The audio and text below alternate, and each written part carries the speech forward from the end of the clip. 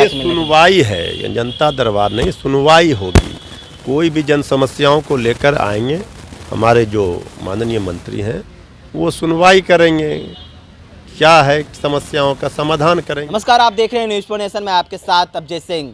बिहार के मुख्यमंत्री नीतीश कुमार सोमवार के सोमवार जनता दरबार लगाते हैं और जो कहे तो जदयू कार्यालय में भी जनता दरबार लगाया जाता है और अब से आरजेडी पार्टी कार्यालय में भी जनता दरबार लगाया जाएगा और मंत्री हैं जो अपने अपने विभाग का समस्या सुनेंगे।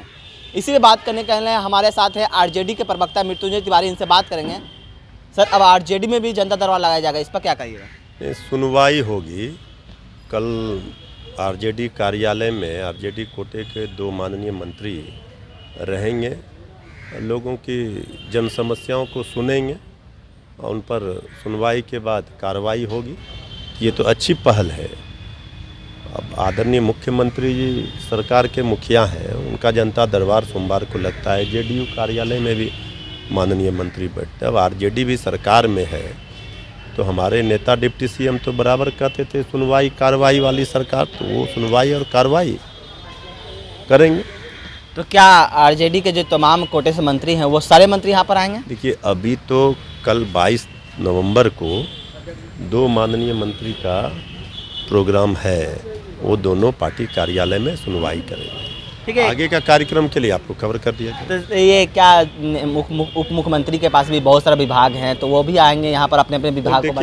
स्वास्थ्य विभाग। देखिए, माननीय उप मुख्यमंत्री श्री तेजस्वी यादव जी लगातार आप देखें पार्टी कार्यालय आते रहते हैं और वहाँ भी आवास के बाहर जब उनको समय मिलता है, क्योंकि जिम्मेवारी बड़ी है, जो विजन है, जिस सोच के साथ सरकार बनी है उसमें खरे उतरना है, तो वो लगातार खुद ही बाहर निकलकर सारे लोगों से मिलते हैं, उनकी समस्याओं को सुनते हैं, उनका आवेदन लेते हैं, उन पर कार्रवाई होती है।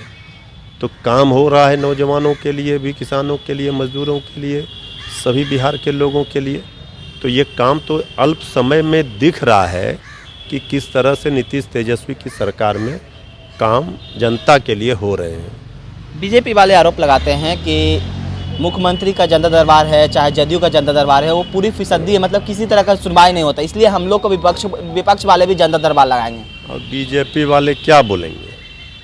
सत्ता में इतने दिनों तक रहे तो कोई सुनवाई कार्रवाई तो किया नहीं, तो सरकार से अब बाहर हैं तो हर चीज़ का विरोध करना है।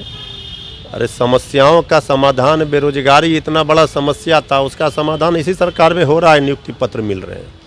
बीजेपी को कुछ बोलने के लिए ज़्यादा बचा नहीं, मुद्दाहीन विपक्ष हो गया। जब मुद्दा विहीन विपक्ष हो जाए, उनके पास कोई वही घिसा पिटा कैसेट, हर चीज़ का विरोध ही करना विपक्ष का काम नहीं है। सरकार को आईना दिखाना, सरकार की कमियों को उजागर करना, लेकिन वो काम नहीं करती। मुद्दे की बात, चूँकि उनके पास मुद्दा विपक्ष के पास, बीजेपी के पास बचा ही नहीं। सारे जगहों पर सिस्टम पूरा चुस्त दुरुस्त है, पूरी तरह से बिहार में काम शुरू हो गया। और बीजेपी बेचारी जब जब जो भी अच्छे काम होते हैं उसका सिर्फ विरोध करके खाना पूर्ति करती है विपक्ष का, इससे ज़्यादा और क्या कर पाएगी? ठीक है, एक लास्ट क्वेश्चन रहेगा। मुख्यमंत्री से मिलने के लिए जनता दरबार में कैटेगरी बना हुआ है, तो यहाँ पर कोई कैटेगरी नहीं बनाया? ये सुनवाई है, ये जनता दरबार नहीं, सुनवाई होगी। कोई भी जन समस्याओं को लेकर आएंगे, हमारे जो माननीय मंत्री हैं वो सुनवाई करेंगे, क्या है समस्याओं का समाधान करेंगे। तेज प्रताप जी भी आएंगे जनता दरबार? भाई, हमारे कोटे के, राष्ट्रीय जनता दल कोटे के जो मंत्री हैं, अभी 22 तारीख को 2 माननीय मंत्री रहेंगे और आगे का जो भी जिनका कार्यक्रम होगा वो सूचना जाएगा आप लोगों को। चलिए, ये थे हमारे साथ आरजेडी प्रवक्ता मृत्युंजय तिवारी जी। उन्होंने साफ तौर पर बताया है कि जो हमारी सरकार है वो सुनवाई या कार्रवाई वाली सरकार है, तो इसलिए हम लोग जो जनता दरबार लगा रहे हैं उसमें जो हम जितने भी समस्या लेकर आएंगे उन पर उनकी कार्रवाई की जाएगी। तमाम खबरों के लिए बने रहे न्यूज़ फॉर नेशन के साथ। नमस्कार।